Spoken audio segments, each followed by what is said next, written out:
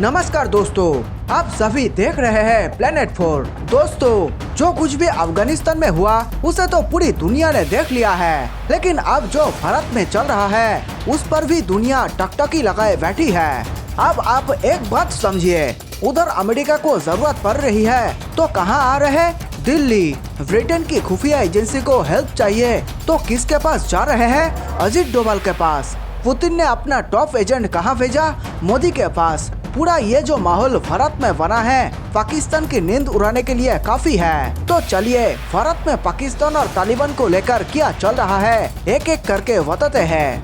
भारत में इस वक्त सबसे हाई लेवल मीटिंग शुरू हुई। दुनिया के 3 बड़े देशों के अधिकारी भारत में मौजूद है, जिसके चलते पाकिस्तान अपनी नजर दिल्ली से हटा नहीं पा रहा है। भारत की अहमियत को पूरी दुनिया मानने लगा है। बड़े बड़े शक्तिशाली देश भी अब भारत की सहमति और सलाह के बिना कोई भी कदम नहीं उठाना चाह रहे हैं। आपको बता दें कि इस वक्त अफगानिस्तान के जो हालात है उस पर कैसे निपटा जाए, इन सभी मुद्दों के लिए सबसे प्रमुख चेहरा अजीत डोभाल है। अब अजीत डोभाल की भारत को ही नहीं बल्कि पूरी दुनिया को उनकी सलाह का इंतजार है और इस वक्त उनके साथ कई दिनों से दिल्ली में अमेरिका, रूस, ब्रिटेन और इजराइल के खुफिया विभाग के सर्वोच्च अधिकारी रणनीतियाँ तैयार करने में लगे हैं। ये सभी देश दुनिया में बढ़ते आतंकवाद पर रोक लगाना चाहता है, लेकिन कैसे रोक लगाए उस पर अजीत डोभाल की सलाह लेना चाहते हैं। उधर पाकिस्तान है जिसकी बात तो तालिबान भी नहीं मान रहा है और यहाँ भारत की सलाह के लिए देशों की लाइन लगी है।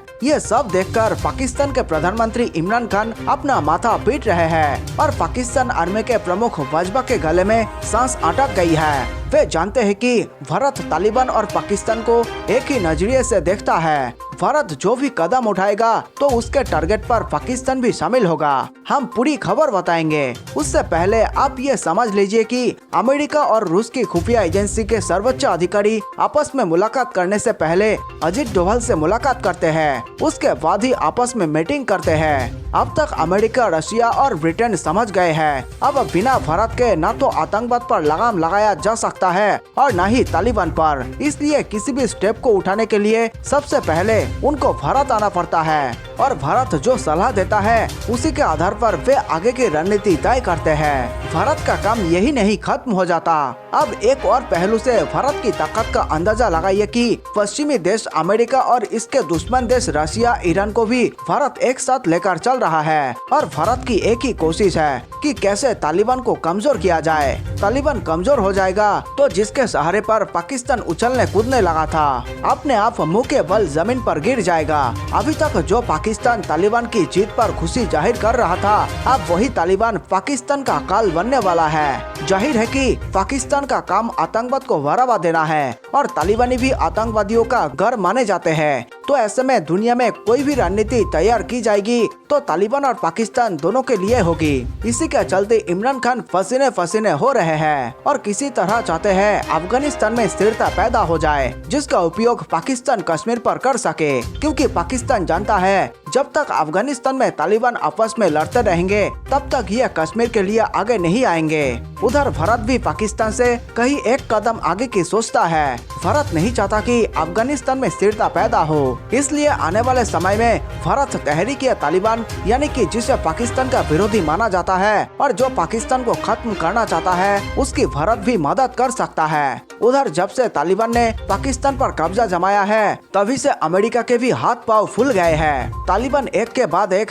अमेरिका पर जोरदार थप्पड़ लगाए जा रहा है। पहले तो अमेरिका, जिसे दुनिया का सबसे बड़ा आतंकवादी घोषित कर चुका था, उसे तालिबान ने अफगानिस्तान का गृह मंत्री बना दिया और इतना ही नहीं, अमेरिका को अल्टीमेटम दे दिया कि अफगानिस्तान की कैबिनेट में शामिल मंत्रियों को अब आतंकवाद कहना बंद कर दे। जिसके बाद अमेरिका भी बौखलाहट में कुछ सोच नहीं पाया और उसके खुफिया विभाग के प्रमुख पाकिस्तान पहुंचते हैं और वहां आर्मी चीफ के प्रमुख बाजवा से मुलाकात करते हैं और जब कुछ समझ नहीं आता तो वहां से सीधे भारत आते हैं और अजीत डोभाल से मुलाकात करते हैं। उधर भारत में भी तालिबान की सरकार बनते ही जम्मू कश्मीर को लेकर हाई लेवल मीटिंग का दौर लगातार एक के बाद एक हो रही है। सबसे पहले मोदी जम्मू कश्मीर के राज्यपाल मनोज सिन्हा से मीटिंग करते हैं और उसके बाद अमित शाह, अजित डोभाल और खुफिया एजेंसी के बीच में फिर से जम्मू कश्मीर को लेकर ही एक हाई लेवल मीटिंग की जाती है। बात तो साफ है कि भारत को अंदेशा है कि पाकिस्तान कश्मीर पर कुछ नापाक चल सकता है।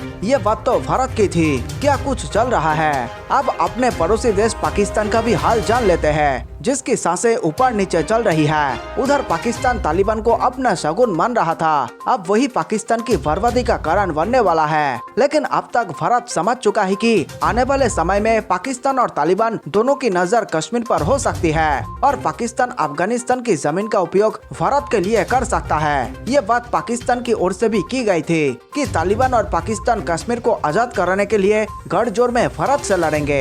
लेकिन हम पाकिस्तान को खुला संदेश देते हैं कि भारत को हराने के लिए पाकिस्तान को कई जन्म लेने पड़ सकते हैं। पाकिस्तान जहां से सोचना खत्म करता है, भारत वहीं से काम करना शुरू कर देता है। इसी सब को देखते हुए आज भारत में 2 हाई लेवल मीटिंग की गई, जिसमें पहली भारत के प्रधानमंत्री नरेंद्र मोदी के साथ और दूसरी गृह मंत्री अमित शाह के साथ। अफगानिस्तान में तालिबान के कब्जे के बाद जम्मू कश्मीर को लेकर पहली सबसे बड़ी मीटिंग थी, जिनमें यकीन मानिए कि योजना और नीतियां भी तैयार कर ली गई है कि कैसे कश्मीर को सुरक्षित रखता है और तालिबान पर शिकंजा कसता है। उधर अगर अजित डोभाल की बात करें तो 75 साल का शख्स जिसे इस उम्र में रिटायरमेंट ले लेना चाहिए, लेकिन अभी भी अजित डोभाल भारत के लिए और अपने सरजमी के लिए लगातार 24 घंटे अपनी पैनी नजर लगाए रखते हैं। पाकिस्तान भारत में अगर जिससे सबसे ज्यादा डरता है तो वे अजित डोभाल ही है। अजित का मतलब जिसको जीता ना जा सके। अभी तक मोदी सरकार में सुरक्षा के मामले में किसी भी फैसले लेने की ताकत अजित डोभाल के पास है, लेकिन अब अजित डोभाल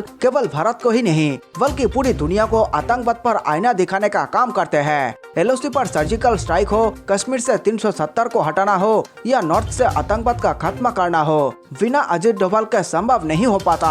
आपको बता दें कि अजित डोभाल 7 सालों तक पाकिस्तान में एक रॉ एजेंट के तौर पर छुपकर काम किया था और अजित डोभाल को पाकिस्तान की एक एक नस तक का पता है। वे जानते हैं पाकिस्तान कब खुश होता है और कब दुखी होता है। अजित डोभाल भारत के लिए एक हीरा है जो पाकिस्तान के लिए सबसे खतरनाक वेपन है। आइए अब आपको बताते हैं कि पाकिस्तान को तहरीक या तालिबान से क्यों खतरा है। दोस्तों, आपको बता दें कि अफगानिस्तान में 2 तालिबान गुट बन गए हैं, एक को जिसने पाकिस्तान ने बनाया था और दूसरे को अमेरिका ने सोवियत संघ के खिलाफ लड़ने के लिए बनाया था। उसमें से एक तालिबान जो सत्ता पर काबिज हो गया और दूसरा पाकिस्तान पर धमाके करना शुरू कर दिया है। आपको बता दें कि TTP का पहले कभी पाकिस्तान में ठिकाना हुआ करता था। ये कबायली में ट्रेनिंग कैंप चला रहे थे। पाकिस्तान में ही TTP का जन्म हुआ, जिसको पचाना इमरान खान के लिए बहुत मुश्किल हो रहा है। 2015 में पाकिस्तान आर्मी ने इनके खिलाफ अभियान चलाया था, जिसमें TTP के 65 जवानों को मार गिराया था। जो बच गए थे वो कबायली इलाके से भाग निकले थे। अफगानिस्तान पर तालिबान के कब्जे के बाद TTP एक बार फिर से वापस आ गया है और पाकिस्तान आर्मी से बदला लेना चाहता है। अब इस वक्त पाकिस्तान के प्रधानमंत्री इमरान खान की बत्ती गुल हो गई है। TTP ऐलान कर चुका है कि पाकिस्तान के कबायली इलाकों को आजाद कराकर ही दम लेगा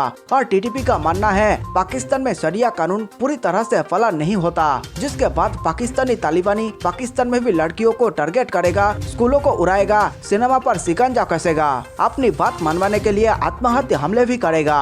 इस खबर पर अपनी राय पूरे अधिकार के साथ जरूर बताएं और देश और दुनिया की बड़ी खबरों के लिए देखते रहिए Planet 4। और हाँ, ये खबर पसंद आई तो वीडियो को लाइक करें और चैनल को सब्सक्राइब करें। मिलते हैं एक नए वीडियो के साथ, तब तक के लिए स्वीकार करें हमारा नमस्कार।